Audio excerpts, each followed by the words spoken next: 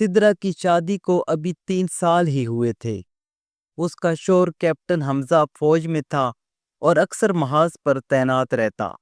شادی کے بعد کے ابتدائی دن بڑے خوبصورت تھے، لیکن جیسے جیسے وقت گزرتا گیا، حمزہ کی غیر موجودگی نے ان کے رشتے میں فاصلے ڈالنے شروع کر دیے۔ فون پر باتیں ضرور ہوتی، خط بھی آتے، مگر جسمانی قربت اور روزمرہ کی موجودگی کی کمی نے سدرا کے دل میں تنہائی کی ایک گہری کھائی بنا دی تھی۔ گھر میں اس کے ساتھ صرف اس کا سسر حاجی صاحب رہتا تھا، ایک سخت مزاج، اصول پسند آدمی جو زیادہ تر مسجد اور اپنے پرانے دوستوں کے ساتھ وقت گزارتا۔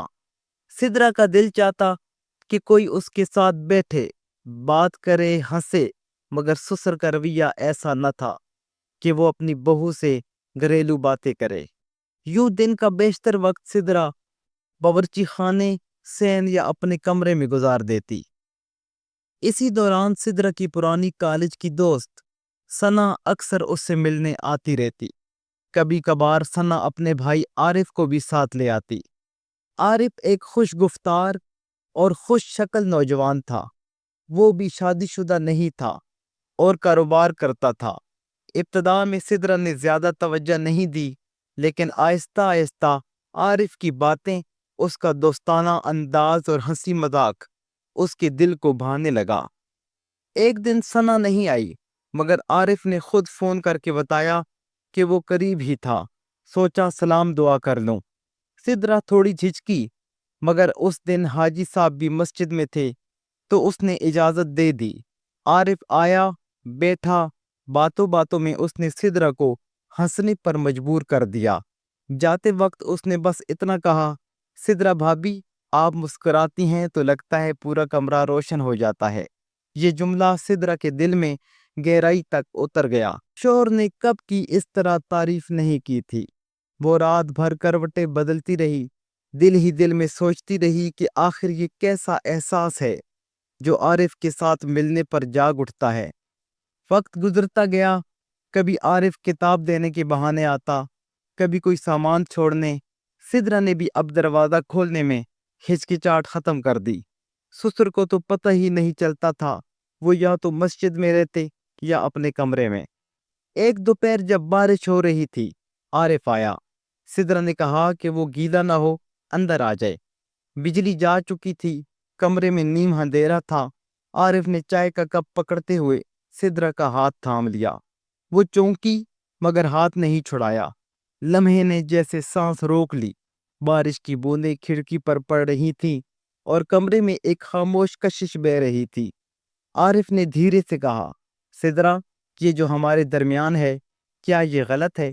سدرا کی آنکھوں میں نمی آ گئی۔ وہ جانتی تھی یہ غلط ہے، لیکن دل کہتا تھا کہ یہ وہ کمی ہے جو برسوں سے اس کے دل میں ہے۔ اس دن پہلی بار اس نے اپنی کمزوری کے آگے ہتھیار ڈال دیے۔ وہ گناہ کی وہ لکیر پار کر گئی جس کے بعد واپسی آسان نہیں تھی۔ اب تو جیسے بہانہ ڈھونڈنے کی ضرورت نہیں رہی۔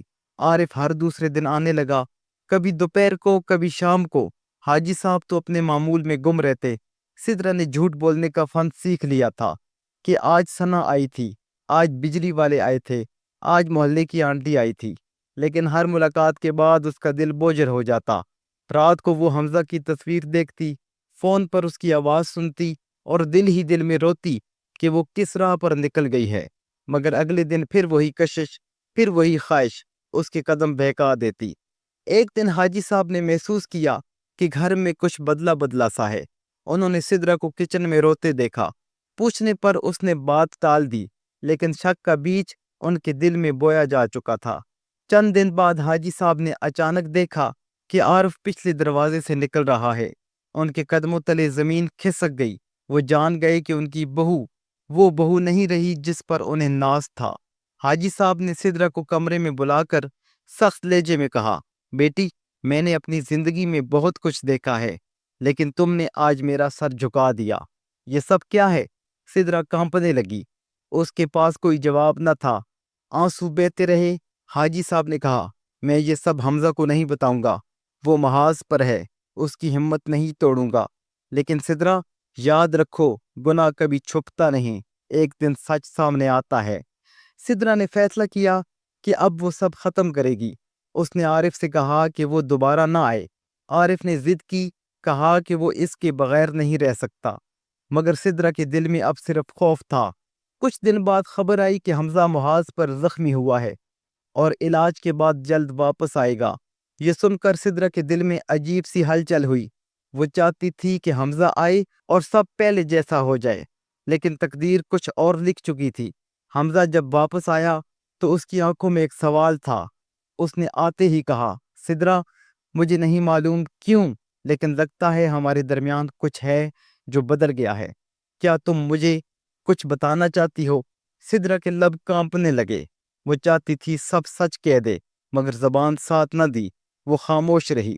چند ہفتے بعد ایک رات عارف نے زبردستی دروازہ کھٹکھٹایا۔